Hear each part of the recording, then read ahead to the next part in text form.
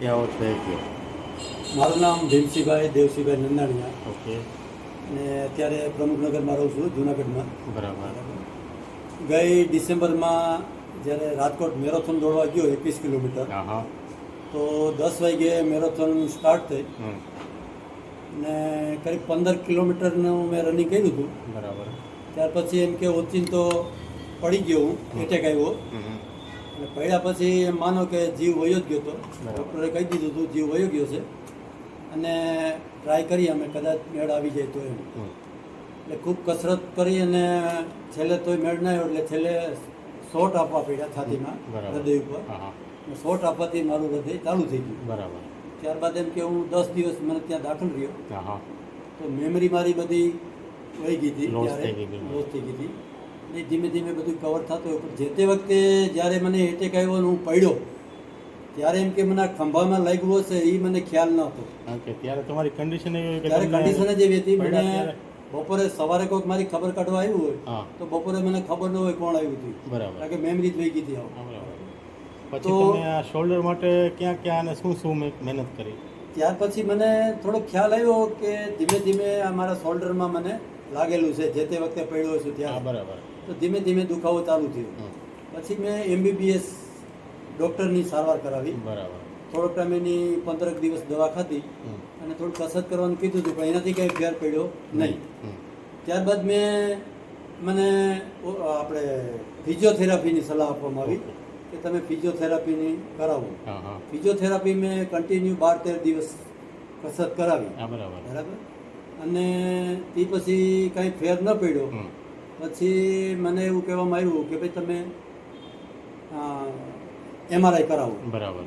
પણ મેં MRI કરાવવાના બદલે મેં ઓર્થોપેડિક ડૉક્ટરની સલાહ લીધી. બરાબર. ઓર્થોપેડિક ડૉક્ટર પાસે ગયો હા હા.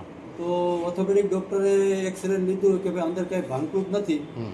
પણ આ તમારે કસરતથી જ સારું થશે. એટલે એમણે ફિઝિયોથેરાપીની ફિઝિયોથેરાપીની કસરતથી જ તમારે સારું થશે. બરાબર. વળી પાછી મેં ફિઝિયોથેરાપીની કસરત ચાલુ કરી હા, 3-4 દિવસ. હમ.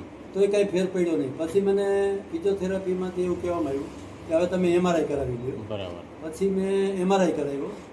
MRI કરાવવાથી ડૉક્ટરનું કહેવાનું એમ હતું કે તમારે અંદર થોડુંક કેપ્સ્યુલમાં ડેમેજ છે. હમ હમ. બરાબર.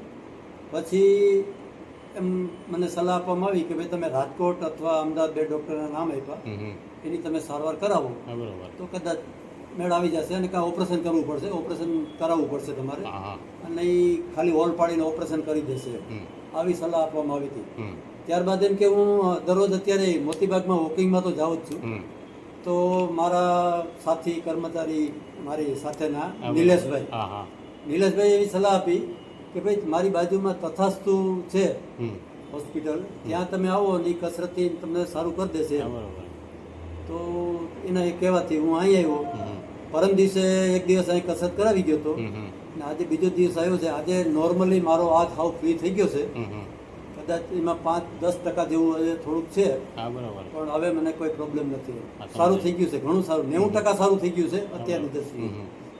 ફક્ત 2 દિવસ આવવાથી. ટૂંકમાં તમે વર્ષ દિવસથી જે હેરાન થતા હતા, હા, 6-8 મહિના વર્ષ આ દિવસથી 4-5 મહિનાથી આજે એ હેરાન થતો હતો, તમને એનું ફક્ત રિઝલ્ટ બે- મને ફક્ત- 2 વખતમાં મળી ગયું. બરોબર. અને 2 વખતમાં ફક્ત અડધી કલાક અડધી પોણી કલાક, કલાકમાં જ. બસ અડધી જ કલાક. આજે શુક્રવાર છે હમ. તો હું બુધવારે આવ્યો હતો હમ. અને આજે આવ્યો. હા, બરોબર. 2 દિવસ જ આવ્યો, એટલે આજ મને કોઈ 90% ફેર પડી કોઈ ગયો. જાતની દવા, કોઈ કોઈ જાતની દવા, કાંઈ ઇન્જેક્શન, નહીં. કોઈ વસ્તુ, ઓપરેશન, કોઈ વસ્તુ વગર કોઈ- ફક્ત કોઈ આપણી વસ્તુ, ટ્રીટમેન્ટથી કોઈ વસ્તુ. બોન એલાઇનમેન્ટ ટ્રેનિંગની હા, આપણી જે ટ્રીટમેન્ટ છે, હા.